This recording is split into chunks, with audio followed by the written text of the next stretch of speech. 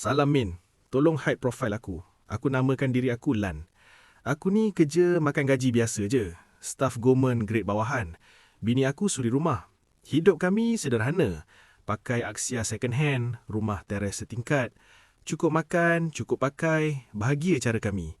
Masalah bermula bila aku balik rumah mertua. Mertua aku ni jenis pandang harta. Diorang ada menantu kesayangan, biras aku, suami kakak ipar. Kita panggil dia Azman. Azman ni level founder. Pakai Velfire, jam tangan harga sebiji Myvi.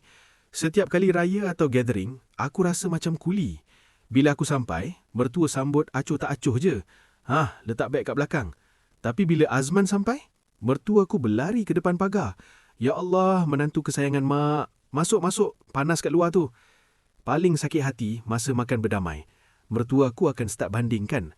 Dia akan cakap kuat-kuat. Untung Kak Long kau dapat laki macam Azman. Rajin cari duit. Bukan macam orang lain. Kerja government, harapkan bonus setahun sekali baru boleh tukar sport rim. Satu meja gelap, Min. Aku diam je. Telan nasi rasa pasir. Azman pun senyum sinis. Acah-acah humble. Rezeki masing-masing, mak. Saya usaha lebih sikit je. Kemuncak dia minggu lepas. Paip air rumah mertua pecah. Aku inilah yang datang, panjat siling, basah kuyup baiki paip tu, free of charge. Azman, dia datang singgah sekejap je. Hulur RM50 kat mak mertua, cakap buat minum. Lepas tu belah sebab busy.